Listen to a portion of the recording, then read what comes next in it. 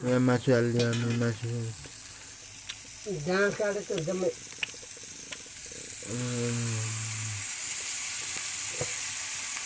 अब लगेपछि सानो त्यही काटिरहन्छ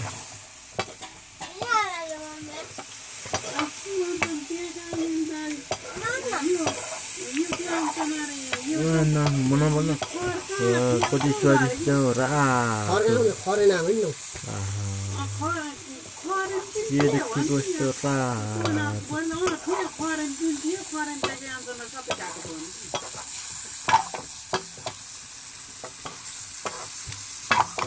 तोय नाच्ने सुन्ने नि फेरि यहाँ अहिले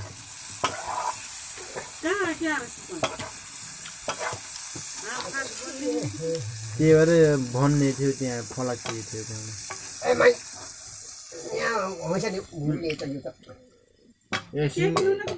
एउटा सिङ्गे एउटा